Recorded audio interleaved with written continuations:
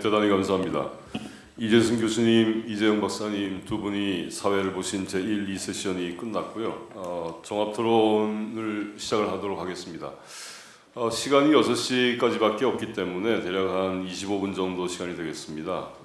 이 1세션, 2세션 오늘 대외경제정책연구원이 개최하시고 저희 EU센터가 주관하는 오늘 세미나는 어떻게 보면 EU가 당면하고 있는 가장 커다란 아킬레스건 두 개가 오늘 분석이 되었다는 생각입니다.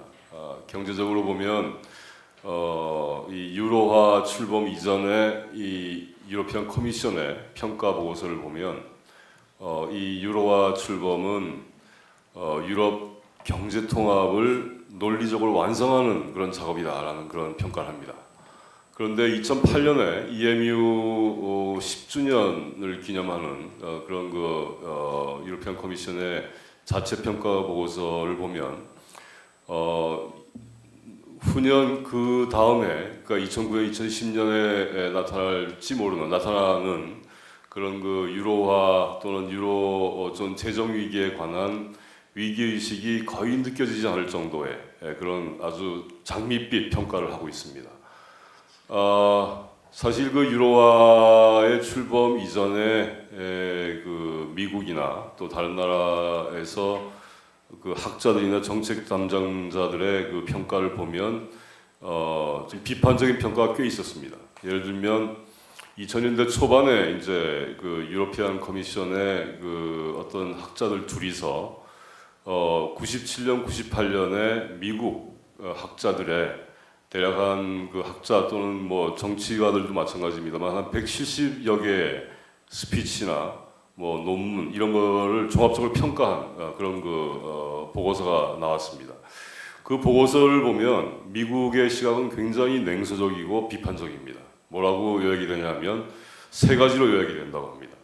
유로존이라는 거는 그러니까 유로화의 도입은 일어날 수 없다. cannot happen 이라는 하나. 두 번째는 이거 좋은 생각이 아닌데 bad idea라는 두 번째. 세 번째는 만약에 출범하더라도 오래 가지 못할 것이다라는 이 세 가지의 평가로 이제 집약이 된다고 평가를 했었습니다.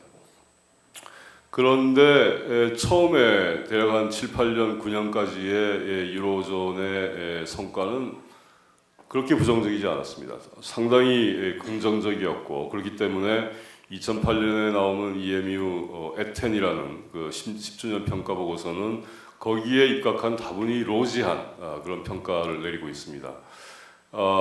그러다가 보니까 한 2년 뒤에 나타나는 위기는 제대로 감지를 하지 못했고 이것이 이제 지금 어떻게 보면 이 유로존 체제에서 가장 조그만 나라라고 할 수 있는 그리스의 그러니까 GDP의 2%도 안 되는 나라가 이 유로와 유로존 전체를 흔드는 그런 결과가 되고 있고 또 이것이 제대로 이제 해결이 되지 못하는 그런 것이 이제 경제적인 측면에서 나타난다면 이 정치 외교 안보적으로 보면 회원국이 아니고 인접국인데 이 커다란 덩치를 가진 러시아에 대한 해결책을 제대로 제시하지 못하는 이런 형국이 아닌가 하는 생각이 들거든요. 그래서 유로화의 위기, 그 다음에 지금 우크라이나 사태를 통해 본 러시아의 존재 확인 이 두 가지는 향후 이 EU가 해결해야 될 상당히 중요한 두 가지 문제를 지금 던져주고 있고 그래서 오늘 우리 네 분의 발표 그리고 5분의 토론, 2분의 사회 이것이 그만큼 의미가 있었다는 생각입니다. 종합 토론을 어떻게 할까 하고 제가 좀 고민을 해봤습니다만 이렇게 진행했으면 합니다. 오늘 내부에서 손님들이 오셨는데 한마디도 말씀을 안 해주신 분들이 좀 계신 것 같습니다. 그래서 그분들께서 혹시 오늘 발표와 토론을 들으시고 하실 말씀이 있으시면 한 2, 3분씩 간략하게 해주시면 좋겠고 그 다음에는 우리 발표하신 네 분께서 주어진 시간이 짧았기 때문에 좀 미진하게 생각하신 부분들이 있으시면 좀 보충해서 발표를 해주시면 감사하겠고요. 그 다음에는 이제 토론자들께서 좀 발표를 해주시면 되지 않을까 하는 생각이 듭니다. 첫 번째, 우리 내외부에서 오신 손님들께서 좀 발표를 해주시면 감사하겠습니다. 우리 한설 소장님, 군사연구소 예. 저는 저 육군 군사연구소 소장입니다. 그 군에서 이렇게 이런 오늘 토의에 제가 참석하게 된 것은 지금 최근 우크라이나 사태를 둘러싸고 있는 어떤 그 현상들이 저희들이 보기에는 전혀 새로운 아주 뭐 이제 그 하이브리드 워라고 그랬지만 굉장히 다른 형태의 군사적인 충돌을 보여주고 있기 때문에 그런 차원에서 이런 토의가 있다 그래서 한번 저희들이 와서 그 고견들을 들었습니다. 제가 그 이제 선생님들 발표하는 걸 듣고서 몇 가지 생각나는 게 있었는데 먼저 뭐 간단하게 말씀을 드리겠습니다. 그 EU에서 그리스 문제를 보는 시각이 여러 가지가 있을 텐데 저는 이런 측면에서 한번 보는 게 어떤가 생각합니다. 기존에 우리가 국제 정치에서 생각하고 있던 그런 주권 국가와 EU라고 하는 그런 새로운 시스템 간의 그런 갈등 체제가 그런 것들이 이제 제대로 통합되지 않는 그런 데서 발생하는 고전적인 그런 국민주권 국가, 그다음에 새로운 형태의 EU라고 하는 그런 국제 체제상의 어떤 그런 새로운 시도에 대한 그런 어떤 갈등이 발생한 차원에서 이 문제가 어떻게 나갈 것인가, 그리고 그 향방에 따라서 EU의 어떤 미래가 어떤 달라질 것이다라고 하는 그런 측면에서 한번 봤으면 좋겠다는 생각이 듭니다. 또 하나 이제 그 우크라이나 문제에 관련해서 많은 선생님들이 이제 밸런스 오브 파워를 말씀을 하셨는데 저는 그것을 그런 현재 일어나는 상태를 우리가 밸런스 오브 파워라고 얘기할 수 있을 것인가?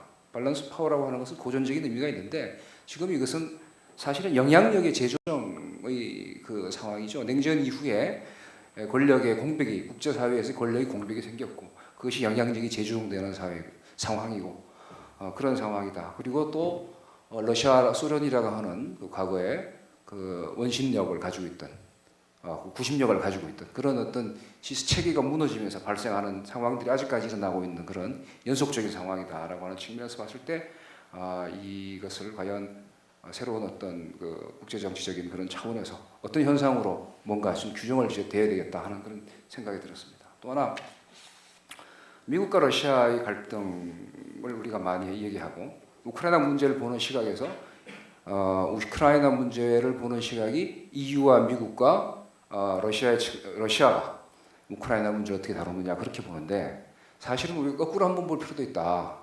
뭐냐면 그루지아, 우크라이나, 몰다비아가 어떻게 러시아가 이 과거에 그 자기들이 같이 이제 생활하던 이 국가들을 어떠한 이유에서 통제하지 못하고 또는 포용하지 못했기 때문에 이것들이 분열 현상이 생기는가? 아까 전에 말씀드렸던 그런 어떤 공백 차원에서 그런 미시적인 차원에서 한번 가볼 필요가 있다. 그렇게 보면 그게 뭐 대리전이라든지 또는 미국과 그 러시아의 차원에서 그 문제를 너무 거시적으로 봤을 때 나타나지 않는 그런 미시적인 문제들을 찾아갈 수 있을 것이다라고 생각합니다. 또 하나 이제 러시아의 생션에 관련돼서 아까 전에 뭐 여러 선생님들이 효과에 대해서 말씀을 하셨는데 저는 그와 좀 다른 생각을 가지고 있습니다.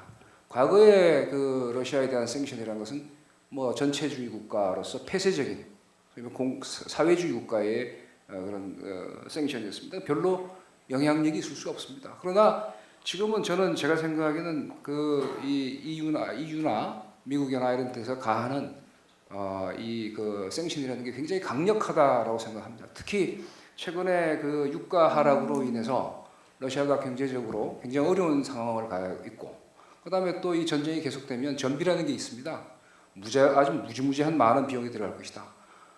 이렇게 본다 그러면 그런 경제 제재가 우리가 과거에 생각했던 것과 굉장히 다른 양상을 거의 보여줄 수도 있다고 생각합니다. 그래서 제 생각에는 앞으로 우리가 또 관심을 가져야 될 것은 이런 상황에서 러시아 내부에서 변동성이 굉장히 커질 확률이 많다. 정치적인 변동성, 리더십 변화가 생길 수도 있고, 경제적인 상당한 어려움이 생길 수도 있다. 그래서 우리가 봐야 되는 시각 중에 하나가 중요한 게 러시아 내부가 붕괴되는 그런 상황.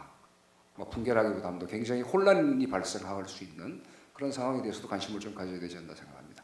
이상입니다. 감사합니다. 네, 한 수장님 대단히 감사합니다. 그 군에서 저희 이웃센터에 관심을 가져주셔서 대단히 감사하고요. 뭐 지속적으로 좀 관심을 가져주시기 바랍니다. 네. 두 번째는 우리 그 이유학회에서 대표로 참석하신 분이 계신데 빈재익 사무국장님께서 한 말씀 좀 해주시면 감사하겠습니다. 소개받은 빈재익입니다. 저는 먼저 강유덕 박사가 이야기했던 어떤 유럽 회의주의에 대해서 잠깐 이야기를 하고 싶은데요.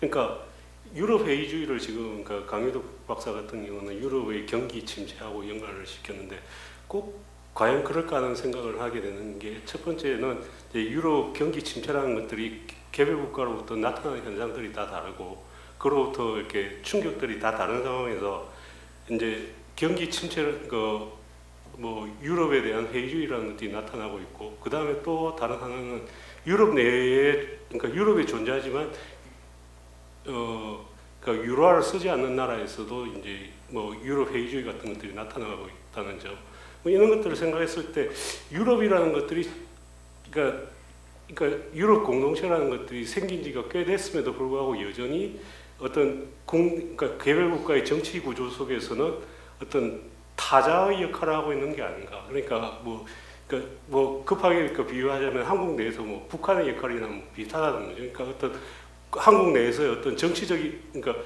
어떤 개별 국가에서 정치적인 무능 이런 것들을 이렇게 뭐 가리는 수단으로서의 유럽에 대한 회의주의가 있는 게 아닌가 그런 것들을 하는 이유가 유럽이 탄생했을 때 보면 기본적으로 추진했던 그 당시 세력들이 내세웠던 이유가 중에 하나가 그러니까 유럽 그 공동체를 만드는 지역에서 뭐 무역의 재화의 이동이라든지 금융의 이동 이런 것들이 굉장히 많은 상황에서 그런 이동으로부터 어떤 노동의 권리, 그다음에 사회권들을 지키기 위해서 추진했던 것들이 이제 당시 유럽을 집권하고 있던 좌파 정치 세력들의 어떤 주장이었는데 이것들이 실제적으로 유럽이 생기고 나서 그 이후 과정에서 뭐 거의 흔적을 찾아볼 수 없을 정도로 이렇게 희미해지고 이제 실패했다는 것들이 아마 유럽 회의주의로 나타나고 있는 건 아닌가 그런 의미로 따져보면 유럽 어떤 경기 침체, 지금 현재 나타나고 있는 경제 위기와 회의주의의 문제가 아니고 오히려 어떤 경제 침체라는 이런 문제 국면에서 제대로 해결점을 찾지 못하고 있는 어떤 개별 국가들의 정치적인 어떤 무능력의 표현이 아닐까 하는 생각을 하게 됐습니다. 네, 감사합니다.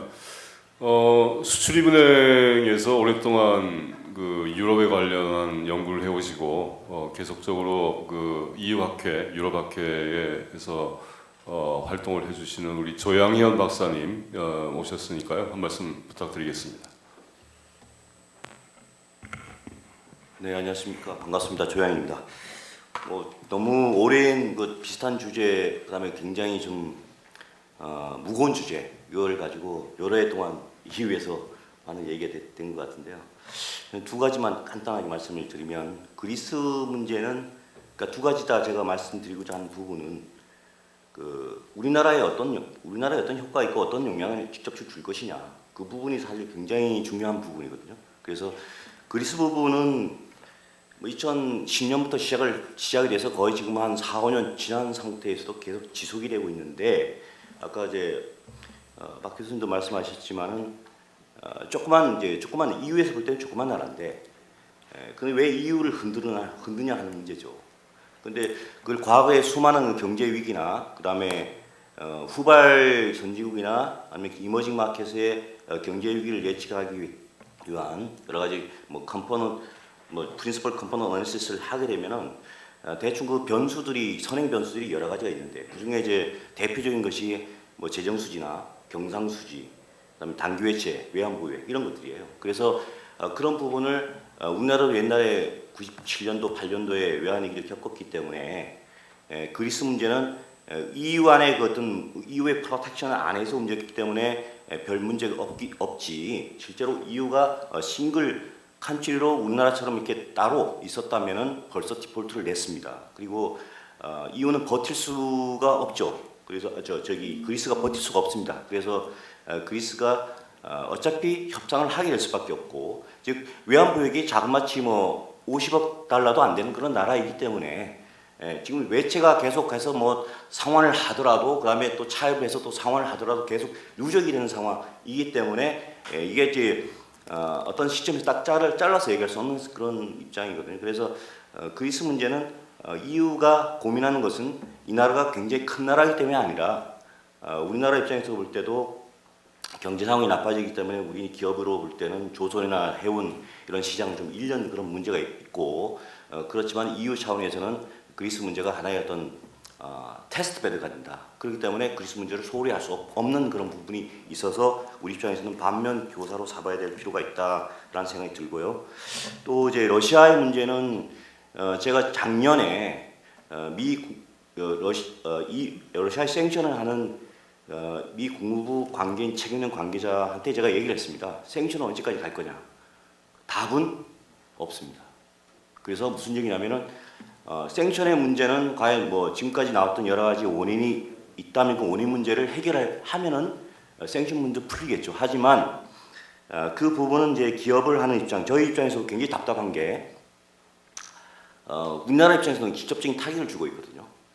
EU의 생션이 또 EU 생션은 굉장히 소극적인 데 반해서 미국 생션은 굉장히 포괄적이면서도 강력합니다. 그 이유는 EU의 생션은 자본 조달의 정도에서만 그치는 거고, 미국의 입장에서는 그것이 이제 자본 조달뿐만 아니고 금융 거래, 결제, 우리나라의 대부분의 그 기업들이 유로하고 거래를 하더라도 실제로 세틀먼트, 대금 결제는 뉴욕에서 하거나 이런 미국 US 달러 거래를 하기 때문에 실제로 효과는 막대합니다. 그래서 미국의 생션이 언제까지 갈 거고 그것이 좀 빨리 풀렸으면 하는 것이 기업의 생각이고, 그다음에 그 대응을 좀 우리가 좀 잘해. 네, 감사합니다. 지금은 업무의 상당 부분을 이제 행정에 쓰시지만 한국의 대표적인 EU 전문가가 한 분 오셨는데 우리 김웅정 부원장께서 또 말씀해 주시겠습니다. 예, 저는 모처럼 만에 회의를 끝까지 이렇게 앉아 있으니까 굉장히 좋습니다. 그래서 굉장히 좋고요. 오프닝 세션 이후에 계속 그 세션에 들어서 보니까 굉장히 많은 걸 배운 것 같고요. 또 많이 업데이트가 됐고요. 우리 굉장히 좋은 말씀이 많았고요. 그냥 우리가 강민석 팀장님 그 말씀하신 거 바로 이제 지금 그 빈제이 박사님 말씀하신 거하고 좀 연결이 될 것 같은데, 경제가 어려워지면 유럽 회의주의가 이제 증가하고 그 일종의 그 희생양을 찾는 게 이제 각 개별 국가에서 이제 EU라고 하는 수프라내셔널한 엔터티를 가지고 하나의 희생양으로 삼아가지고 이렇게 이제 많이 하기 때문에 또 그렇게 몰아가는 것 같고요.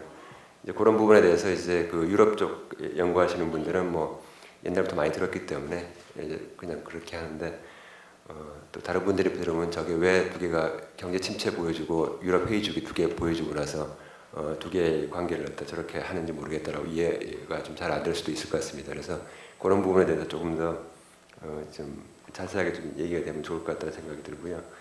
그다음에 그렉시트 관련해서는 지금 우리 오태현 전문 연구원도 말씀하시고, 그다음에 이제 지금 안 계신데 김미대 팀장님 말씀하셨는데, 그렉시트가 일어날 가능성이 굉장히 적다라고 얘기가 되고 있으면서, 그다음에 그렉시트가 일어나게 되면 뭐 이러이러한 타격이 있을 거다 이렇게 발표가 되고 있어서 여전히 듣고 나서도 저는 계속 헷갈리고 있습니다. 혼동됩니다. 그래서 이런 부분에 대해서 우리가 아주 면밀하게 조금 더 얘기를 해가지고 할 필요가 있겠다는 그런 생각이 들었고요.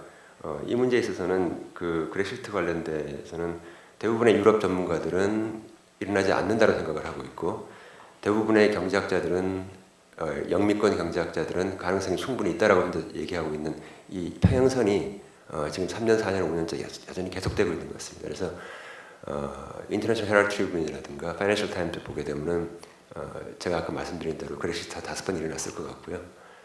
그다음에 이제 유럽 전문가나 유럽 내에 있는 그 유럽 전문가들은 그렇게 이제 얘기를 안 하고 있는 그런 상황에서 양쪽이 계속 평행선을 달리고 있다. 이런 여전히 좀 해소가 안 되고 있는 것 같아서 이 부분은 앞으로 좀 계속 좀 면밀히 봐야 될 필요가 있다. 언론이라는 것이 항상 그 언론의 그 백그라운드를 항상 봐야 되기 때문에 그게 국내 언론뿐만 아니라 국제 언론에 있어서도 여러 가지 이런 바이어스라고 하는 것이 여전히 있다고 하는 걸 우리가 인정을 해야 될 것 같고요. 그 다음에 그 이제 우크라이나 굉장히 재밌는 것 같고요. 저는 그 옛날부터 알고 있었는데 우리 재성훈 팀장이 저렇게 칠럽하는 줄 몰랐습니다. 네, 그래서 그 러시아 쪽 입장을 이렇게 들어보니 굉장히 저는 또 제가 못 들은 얘기라든가 또 뭐 몰타 트라우마 이런 얘기는 뭐 그럴 수 있겠다라는 생각이 들긴 하는데 러시아 입장에서 그걸 일종의 합의로 보지만은 미국 측 입장에서는 그걸 일종의 항복으로 보기 때문에 뭐 그걸 당연히 근데 그거 항복 아닌가요? 하여튼간에 하여튼 뭐 러시아 입장에서는 그렇게 생각할 수도 있겠다는 생각이 들었습니다. 다만 이제 그 완충지대 얘기도 나왔는데 완충지대로 보자면 그렇게 따지고 보면 발틱 3국은 대단히 위험한 상황인 것 같고 그렇죠. 그래서 그 얘기가 지금 우리 우 교수님 발표에서 나왔는데 그러면 발틱 3국에 대해서 러시아가 도전할 것이냐 이거는 사실은 EU 러시아 관계가 아니라 나토 러시아 관계로 봐야 될 것 같아요. 왜냐하면 그 발틱 3국이 다 나토 회원국이죠, 그죠? 예, 그 회원국이고 바로 접경 지역은 아닙니다.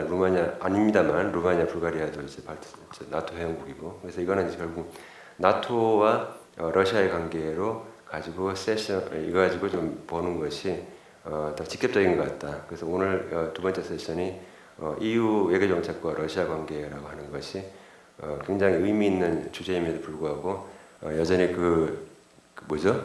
그 양말을 신고 나서 그 스크래칭하는 거 있죠. 예, 그런 답답한 면이 조금 있었던 것 같습니다. 감사합니다. 예, 대단히 감사합니다. 사실 오늘 그 종합 토론하면서 조금 답답함을 느끼신 분이 두 분 있으신 것 같아요. 말씀을 하고 싶은데 이 사회이기 때문에 말씀을 못하신 이재영 박사님과 이재승 교수님께 좀 기회를 드리겠습니다. 먼저 우리 이재영 박사님 한 말씀 해주시기 바랍니다. 제가 뭐 특별히 뭐 드릴 말씀은 없는데요. 아까도 제가 누차 말씀드렸습니다만은 사실 우리는 지금 세계적인 어떤 경기 침체 하에서 새로운 성장 공간을 확보해야 되고요. 그러기 위해서는 남북 관계를 개선해서 극동 시베리아 천년 자원이 풍부하고 또 앞으로 나아갈 수 있는 그 중앙아시아 이렇게 해서 유럽까지 경제 협력을 확대하는 것이 한국의 어떤 지속 가능한 경제 발전을 위해서 대단히 필요하다. 그런 점에서 유라시아 이니시티브라는 게 나왔고, 그래서 과거 해양 세력과 그동안 열심히 교역 투자를 해오던 관계를 정진시키면서 동시에 상대적으로 좀 미약했던 유라시아 대륙과의 협력을 강화하는 것이 우리가 출구가 아닌가. 그렇기 때문에 실크레드 익스프레스라든가 이런 그 논의도 나오고 극동 개발도 나오고 여러 가지가 나오지 않습니까? 그런데 이것을 좀 추진하기 위해서는 뭔가 좋은 구상을 하고 이런 시점에 우크라이나 사태가 우리가 예기치 않게 이렇게 사건이 터져버렸습니다. 그렇기 때문에 우리는 이 중간에 끼어 있기 때문에 눈치를 많이 또 봐야 되는 어떤 그런 그 상황이고요. 그러다 보니까 좀 지금은 러시아나 이런 데 좀 소극적인 어떤 그 협력을 할 수밖에 없는 그런 상황도 있고 또 최근에는 우리가 로템이라든가 이런 그 대기업에서도 우크라이나에서도 저 차량 있지 않습니까? 기차 차량을 만드는 그런 공장도 설립하기로 했다가 지금 다 철수를 하고 그런 상황입니다. 그래서 경제적으로 이런 어려움이 있는 것은 아까 수출입은행에서도 말씀해 주셨는데요. 뭐 이런 시기라고 하더라도 우리가 어떤 특정한 어떤 그런 거 어떤 이데올로기라든가 이런 데 빠지기보다는 좀 실용적으로 우리가 앞으로 미래에 어떤 시장이 또 어떤 지역과 협력하는 것이 또 우리 경제에 도움이 되는지 이런 것을 생각하면서 어떤 극단적인 어떤 선택보다는 좀 실용적인 어떤 그런 선택을 좀 유연한 자세로 이렇게 가는 것이 필요하다. 이런 생각을 해봤습니다. 예, 감사합니다. 네,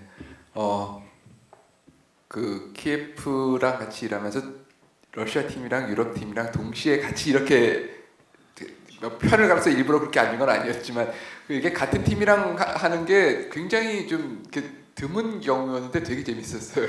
그래서 앞으로 좀 더 이런 걸 더 많이 만들어서 사실은 뭐 아직도 다뤄야 될 많은 주제들이 정말 뭐 우크라이나는 오늘 다뤘지만 뭐 파이프라인 이쪽 관계돼서 나가는 거 정말 앞으로 나부코가 어떻게 돼서 돌아갈 것인지 뭐 쭉 나가서 뭐 사우스 스트림까지 가면 논의들이 재밌는 게 많을 것 같아서 그렇게 좀 더 활성화가 되기를 기대를 하고 또 이웃센터가 또 일을 좀 그런 쪽으로 많이 재밌게 한번 어젠다를 한번 잘 벌려서 잡아보도록 하겠습니다. 사실 우크라이나 얘기를 하면서 늘 드는 생각이 하나 있었어요. 화자가 누군지가 불분명하다. 특히 한국에서 우크라이나 한 1년 된 것 같습니다. 뭐 1년 좀 넘었죠 사실. 그 문제가 부각이 되면서 가장 뭐 관심들은 굉장히 많았는데 가장 많은 커멘트를 역시 어쨌든 이 우리나라에서 그러니까 저희 학계에서의 어떤 러시아를 전공하셨던 러시아 팀에서 가장 많이 커멘트를 하셨던 것 같아요. 아마 한 90%는 그쪽에서 나오지 않았나. 이분들 사이에서도 친러파와 중도파가 나뉘었던 것 같아요. 아니 저는 오히려 그러니까 앞에 있어서 시선을 앞으로 고 사실은 재성훈 팀장님은 굉장히 제가 들었던 중에서는 굉장히 이렇게 이 분석적이고 뭐 그렇게까지 친러파라고 저는 그 생각을 안 해요. 왜냐하면은 이 너무나 우크라이나 사태에 대해서 안타까워 하시면서 이게 원래 러시아 거였는데 하면서 안타까워 하시는 분들도 제가 많이 봤기 때문에. 근데 문제는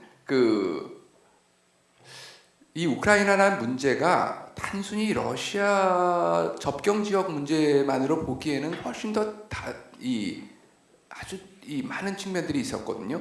이게 뭐 유럽의 문제, 유럽의 일부의 문제이기도 하고 러시아와 관련된 문제이기도 하고 더 나아가서 본다면은 아까 미국과의 프록시 워리라 그러는데 저는 사실 개인적으로는 좀 거기에 대해서는 레저베이션이 있습니다.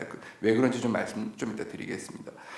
이 화자에 있어서 그리고 우리가 이 논의들을 잡아내는 데 있어서 우리가 조금 더 입체적으로 볼 필요가 있지 않나, 중립적으로 좀 볼 필요가 있지 않나. 어떤 면에서는 그런 것 때문에 사실은 유럽에 가장 목소리가 적게 들린 게 유럽이었어요.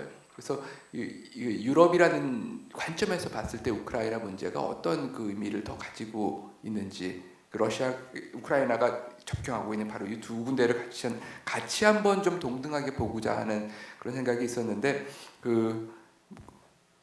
어렵습니다. 어려운 게 좀 우크라이나의 내재적 접근을 하시는 분들도 요새 굉장히 눈치를 볼 수밖에 없는 상황이에요. 왜냐하면은 러시아 쪽에서 굉장히 눈을 부라리고 보고 있습니다. 요만한 기사라도 뭐 이 삐딱한 게 나올까 뭐 깜짝 놀랄 정도로 사실 관심을 많이 가지고 있는 민감한 주제인데요. 미국과의 프록시 워인가? 역으로 미국이 지금 우크라이나에 대해서 얼마만큼 개입할 여지가 있는가? 개입할 근거가 있는가? 뭐에 의해서 개입할 것인가? 나토에 대해서 직접적으로 위협을 가했는가? 아니거든요. 그러면은 미국 지금 이 이란하고 IS 시리아만 해도 지금 머리가 터질 지경인데 북핵까지도 지금 충분히 신경을 못 쓰고 있는 시점인데 물론 중요하죠. 근데 개입할 수 있는 여지가 있을 그러니까 어떤 논거로도 할 수 있을까? 한번 역으로 뒤집어 놓고 보면 물론 생션은 들어갈 수 있겠지만 그것도 한번 우리가 생각해 봐야 될 문제고 이유는 프래그멘테이션으로 한마디로 정의될 것 같아요. EU 외교안보 정책이 필요하다고 말씀하셨는데 사실은 굉장히 분열되고 무기력했습니다.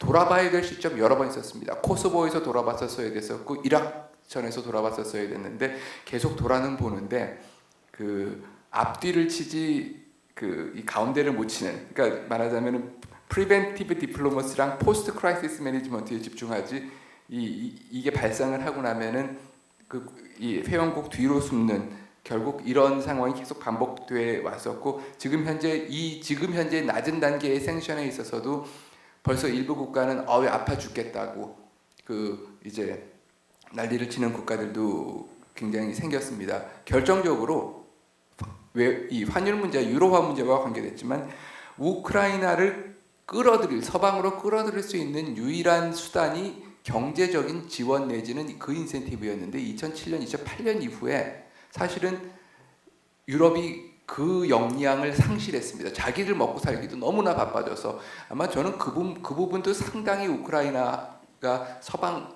내지는 이쪽으로 갈 수 있는 그 만약에 찬스가 있었다면은 그 부분이 놓친 상태에서 그 지금 상황이 더 이 답이 없는 쪽으로 가지 않았나. 마지막으로 러시아를 보면은 우크라이나에 대한 디스트러스트라 그러죠. 불신이 무지하게 강한, 생각보다 무지하게 강한 것 같습니다. 역대적 정책성은 있지만 과연 근데 푸틴이 지금 상황이 매니저블한 상황까지 원래 의도 상황까지 왔는지 아니면 의도하지 않게 지금 문제가 좀 더 복잡했는데 나갈 수도 없고 뺄 수도 없는 지금 이런 상황에 왔는지 한번 요거 전략적으로 한번 따져봐야 될 필요 있고요. 결국은 이 모든 문제는 우크라이나에 대한 내재적 접근을 저희는 한 번은 해봐야 된다고 생각을 합니다. 이 빅 파워들 사이에서의 정체성, 국가 정체성 굉장히 상실돼 있고, 물론 분열돼 있는 건 말할 것도 없지만 기본적으로 이 스피릿과 아이덴티티의 문제가 굉장히 지금 약한 상태가 아닌가. 이런 상태에서 지금 이 자리에서도 논의 자체가 우크라이나 내부에 대한 논의보다는 미국이 어떻고 러시아가 어떻고 나토가 어떻고 EU가 어떻고 이 논의 자체로 나간다는 이 무기력한 이 상황이 문제의 가장 핵심적인 부분일 것 같고요. 우크라이나 문제 해결은 결국은 이 부분이 해결이 돼야 되는데 가끔씩은 남의 일 같지가 않은.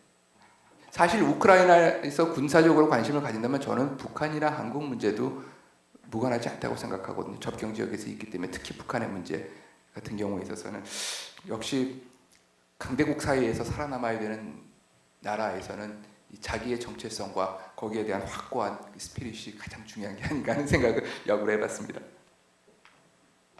네, 감사합니다. 발표자 네 분께서 혹시 마지막으로 하실 말씀 있으시면은 뭐 잠시라도 좀 해주시면 감사하겠습니다. 강희덕 박사님 없으시면 아주 짧게 하겠습니다. 이제 보통 그 유럽의 EU가 지금까지 이제 지난 5, 60년 동안 이제 거쳐오면서 여러 가지 위기를 겪었는데 지금 위기가 아마 제일 큰 위기가 아닌가 이렇게 생각을 해봅니다. 왜냐하면 그 전까지의 위기는 주로 외부에서 온 위기가 좀 많았다고 생각이 되는데 이건 내부에서 자체적으로 발생한 위기 때문에 그렇다는 생각이 들고요. 저희 이제 유럽 통합 그다음에 경제 통합을 이제 전공하는 사람들 입장에서는 항상 하는 얘기가 EU가 위기에 직면했을 때 특히 통합이 한계에 도달했을 때는 사실 이 유리잔에 물이 넘치는 어떤 그런 상황과 유사하고 그 경우에는 항상 물을 빼내기보다는 유리잔의 사이즈를 키우는 통합을 좀 더 심화시키는 방향으로 이거를 돌파구를 찾아왔다 이렇게 얘기를 하고 이것들이 여러 사례에서는 이제 맞아떨어졌는데요. 사실 이 유로존 위기 이후에 이 개혁의 방향도 유리잔의 크기를 더 넓히는 방향으로 일단은 가닥을 잡았다고 생각이 됩니다. 근데 이제 문제는 이제 그거에 대해서 폴리티컬 서포트가 있느냐 없느냐가 이제 문제인 것 같은데요. 지금 상황에서는 그 서포트 자체가 점점 줄어들고 있어서 이 통합을 연구하는 사람 입장에서는 상당한 이제 위기에 직면하지 않았나 이런 우려를 해보고요. 그런 측면에서 이거를 이제 연구하는 분들은 앞으로 좀 연구할 그 어떤 주제들이 굉장히 많고 좀 더 주의 깊게 해야 되지 않나 이런 생각을 해봤습니다. 이상입니다. 네, 앞에서 많은 코멘트가 있었던 것 같고 그리고 우리 김은영 본부장님께서도 말씀하셨고 또 팀장님께서도 말씀하셨지만 결국은 그러니까 유럽을 계속 해왔던 분들한테는 이게 영미 경제학자들이 어떤 얘기하는 그런 어쩔 수 없이 그리스라든가 그러니까 유로존 탈퇴 이런 것이 어쩔 수 없는 종국적인 방향이다라는 것에 대해서 결국은 그거에 대한 우리는 그 유럽 했던 사람 공부하거나 이제 연구했던 사람으로서는 그럼에도 불구하고 정치적인 어떤 그런 지금까지 그 합의라든가 또 어떤 정치적인 그런 역사 속에서 이렇게 쉬운 문제는 아니다라는 걸 갖다 우리는 계속해서 이제 어떻게 보면 어필을 하는 자리에 있는 것 같습니다. 그래서 본부장님께서 말씀하셨던 것처럼 결국 이 유럽을 하는 쪽에서는 그럼에도 불구하고 왜 브렉시트가 일어날 수 없는지에 대한 어떤 좀 더 설득 논리라든가 이런 연구가 좀 더 진행이 돼야 될 것 같다는 생각이 들고요. 그럼에도 또 한편으로는 그렇지만 또 외부에서는 그렇지만 또 브렉시트가 일어날 가능성이 을 갖다 전제를 했을 때 그러면 우리는 어떻게 해야 되는가라는 어떤 그건 또 이제 어떤 별도의 문제인 것 같습니다. 그러니까 그런 측면에서 오늘 어떻게 보면 논의됐던 이제 이 우크라이나 이 리스크라든가 이 EU 브렉시트 리스크가 아마도 올해 그 세계 경제 전망 했을 때 주요 리스크 한 대여섯 가지가 나올 텐데 아마 그 두 가지가 아마 이 두 가지 계속 들어갔던 것 같거든요. 그래서 유럽이 어떻게 보면 계속 그 세계 경제에 있어서 어떤 차지하는 어떤 비중 다 다시 한번 뭐 되새길 수 있는 어떤 기회가 됐던 것 같고 그래서 좀 더 이 부분에 있어서 저희 뭐 추가적인 어떤 노력이라든가 연구가 좀 더 필요한 게 아닌가라는 생각이 있고 뭐 러시아 관련, 우크라이나 관련돼서 질문은 있지만 이따 뭐 저녁 시간 때 하도록 하겠습니다. 제가 저 김은중 대사님께 먼저 부탁을 드리고 딱 한 분 지정하려고 그랬어요. 왜냐면 저하고 이름이 똑같고 하기 때문에 기다리십시오. 네, 대사님. 마침 우 교수님이 가셨으니까 그 시간을 활용하면 될 것 같아요. 네. 제가 사실 그 2008, 9년도에 그 EU하고 프레임워크 어그리먼트를 이제 문안에 합의했을 때 그 여러 나라에서 관심을 보였습니다. 예. 한국이 그 EU와 그런 이센셜 엘리멘트를 공유할 수 있는 정말 라이크리 마인드 컨트리로 EU가 평가하는 것에 대해서 사실은 일본이나 중국, 동남아에서 깜짝 놀랐습니다. 그 정도로 거기에 또 하나 뭐가 포함되어 있냐면 그 뭐 민주적 가치라든가 인권 플러스 WMD 금지까지도 저희가 이센셜 엘리먼트로 규정을 했거든요. 그래서 이제 제가 이제 조지타운에서 있을 때 그리고 이제 우크라이나에 있을 때도 항상 이제 그 미국이라든지 EU에서 관심을 보였던 게 뭐냐면 결국 유러피안 인테그레이션 특히 그 아까 말씀드렸던 이스턴 파트너십 국가들이 그 비슷한 상황에 처해 있는 나라가 좀 있는데 그런 분단 상황 내지는 동결 분쟁이 있는 나라들과 어떤 식으로 협력하면 좋겠냐 그런 코리안 익스피리언스를 좀 전달했으면 좋겠다. 특히 이제 이번에 그런 뭐 유러피안 파트너십 관계 때문에 결국 우크라이나 사태가 이제 발생을 했고 결국 이제 그게 지역 문제를 떠나서 이제 어떻게 본다면 국제 안보 문제로 이제 확산이 됐는데 결국 이런 분야에서 우리가 특히 이제 EU하고는 정책 공유를 좀 하게 돼 있거든요. 그러니까 그 프레임워크 어그리먼트를 잘 활용해서 우크라이나뿐만 아니라 그런 협력 대상국 나아가서 러시아 문제도 좀 큰 차원에서 큰 틀에서 그 우리 키예프하고 같이 좀 더 협의했으면 어떨까 그런 생각이 듭니다. 최성훈 박사님 못다한 말씀. 예, 제가 좀 정정하거나 아까 좀 부족한 게 있는데 일단은 급한 것부터 말씀드리면 저는 푸틴이 제국적인 야망을 가지고 있다. 뭐 러시아가 발트 3국을 위협에 빠졌다. 이건 서방 언론이 지어낸 얘기라고 봅니다. 절대로 나토 국가를 공격하지 않을 겁니다. 그거는 그야말로 전면전을 의미하는 겁니다. 저는 뭐 그렇게 생각하고 그렇기 때문에 발트 3국에 대한 공격. 제가 이거 앉아 있는데 그 러시아 그 언론에서 그 문자 이거 오지 않습니까?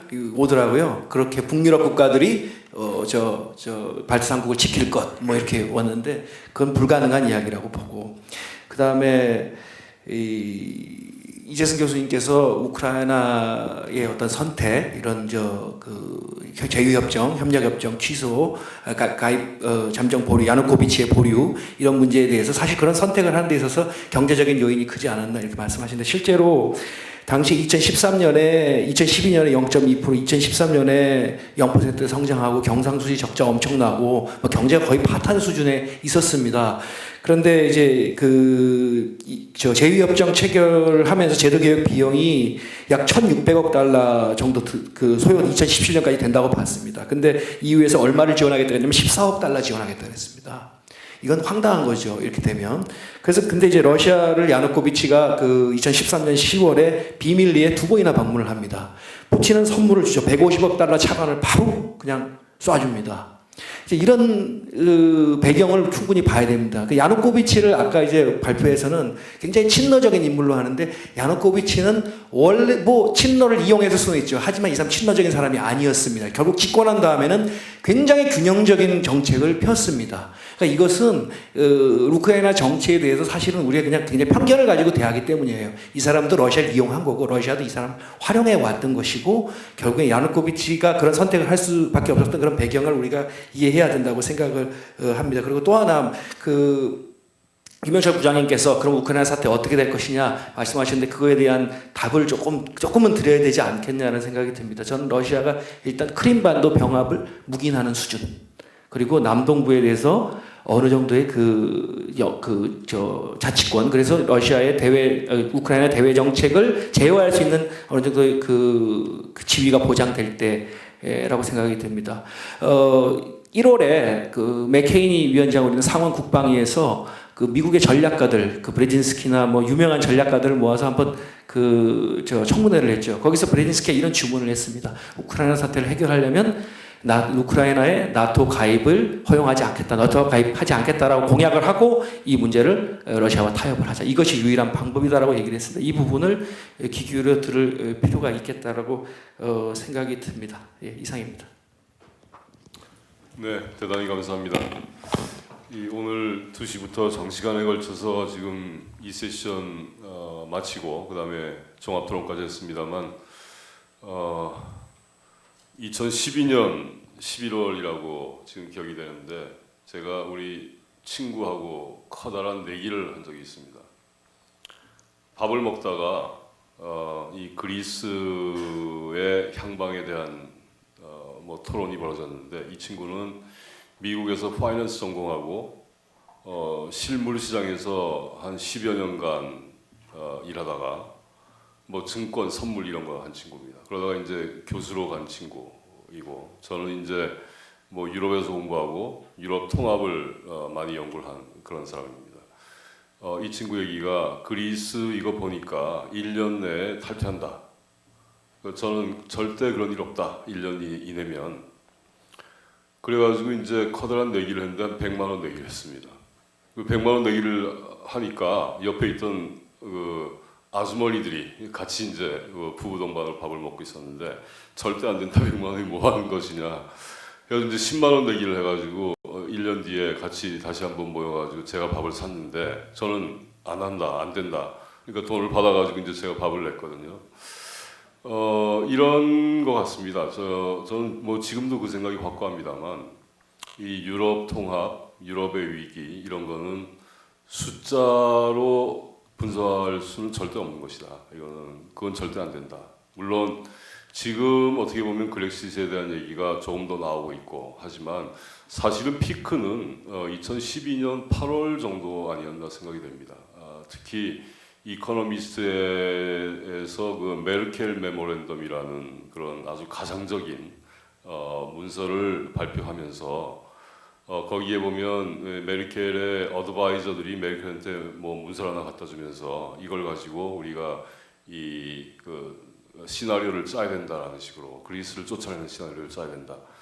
아까 우리 오태현 전문께서 발표하셨습니다만 이거는 정말 전대미문에 또 아무도 밟아보지 못한 길을 가는 것이기 때문에 왜냐하면 규정이 없거든요. 이건 그리스가 나가는 규정도 없고 내보내는 규정도 없기 때문에 이걸 어떻게 만들어 가야 되는가. 이건 지금 이거부터 이제 굉장히 험난한 길이고 특히 저는 뭘 생각하냐면은 유로화 출범할 때 이제 그 엔트리 피를 많이 냈습니다.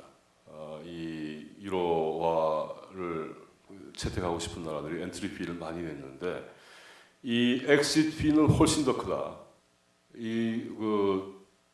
나가려고 하면 퇴출을 시키든지 아니면 자기가 자신에서 나가든지 이건 엄청난 비용을 감당을 해야 되고 이 비용의 파급 효과는 그야말로 지금 아무도 예측할 수 없을 정도가 될 수 있다는 생각이기 때문에 뭐 가능성을 0%라고 하기는 좀 그렇습니다만 너무 낮은 가능성 아닌가. 그래서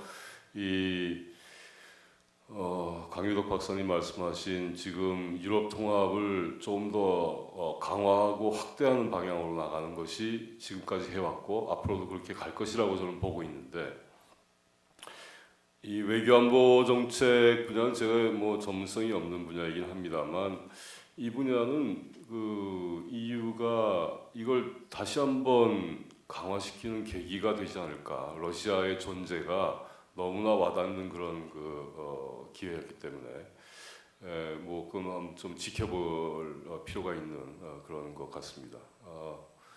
뭐 장시간 하여튼 재미있게 저도 많이 배웠고 또 서로 이렇게 배우는 기회가 되어서 아주 너무 감사드립니다. 특히 이 자리를 만들어 주신 우리 키예프에 뭐 커다란 감사드리고, 또 항상 저희 후원하시고 같이 참여해 주시는 SBS께도 대단히 감사드립니다. 예.